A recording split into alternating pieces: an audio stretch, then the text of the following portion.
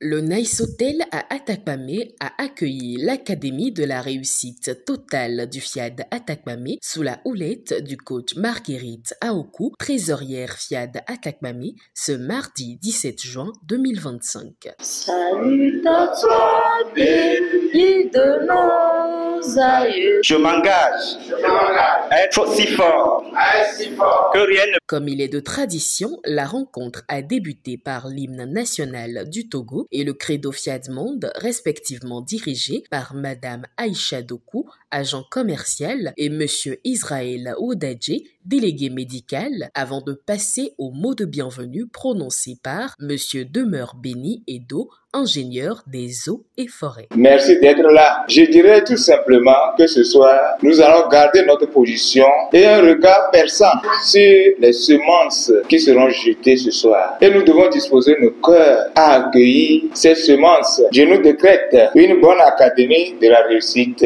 La rubrique des exhortations a été entamée par le président local FIAD Atakpamé, coach Michel Hachemi, avec pour thème « Pas de réussite en business sans un bon vendeur ». Le bon vendeur ici peut s'assimiler à quelqu'un qui maîtrise un peu les outils du marketing. C'est d'avoir le contact facile, d'être courtois, de savoir aborder les gens. Avoir un bon vendeur pour réussir en business, il faut développer les relations interpersonnelles et faire usage aussi de la technologie. Ne nous limitons donc pas à la vente traditionnelle que nous connaissons. Nous pouvons faire mieux. Un employé heureux et productif s'est demandé de l'aide est le thème de la deuxième exhortation développée par le coach Jude Adotevi Akwe, chef d'agence à la Millennium Microfinance. Un employé heureux et productif, il est ouvert aux critiques et sait tirer profit pour s'améliorer. Il est à l'écoute car une bonne compréhension passe par une bonne écoute. Un employé heureux et productif prend des notes. Il est ponctuel. Il ne se distrait pas. Un employé heureux et productif peut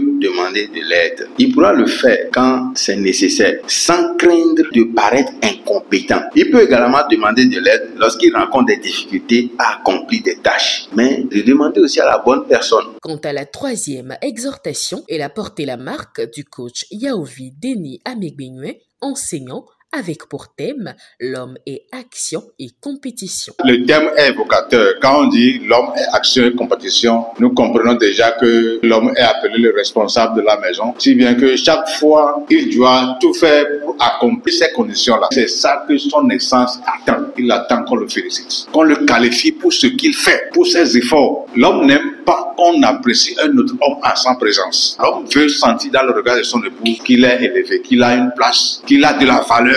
Une pause festive est introduite pour le showtime. Pour la quatrième exhortation, le coach Dominique Bassan, opérateur économique, a décortiqué le thème « Être généreux pour activer l'esprit millionnaire ». Esprit millionnaire, c'est un mode de vie que nous devons adopter. Un de ces piliers est la générosité. Imaginons un peu quel temps nous avons à surveiller les enfants, mais c'est la générosité qui protège ces enfants. La générosité nous fait du bien. L'argent que tu sors, le sourire que tu fais sortir, qui donne à la nature de te donner les choses spéciales, c'est la générosité qui fera la différence. Je nous invite à prendre la générosité comme la prière. Il est suivi de l'ambassadeur Roger Wama, conseiller pédagogique, pour inviter les uns et les autres à pratiquer la générosité. Nous devons amplifier nos programmations par la générosité afin de les rendre productives et fécondes. De mon point de vue, la générosité devient un bouclier de protection et une clé qui ouvre les vannes du ciel pour laisser Dieu nous combler de ses bienfaits. Je voudrais vous inviter à mettre dans les enveloppes chacun son don avec foi et confiance. La dernière étape pour clore cette rencontre a été l'atelier de programmation conduit par Monsieur Edem Olalo, délégué médical. Je proclame mon état divin.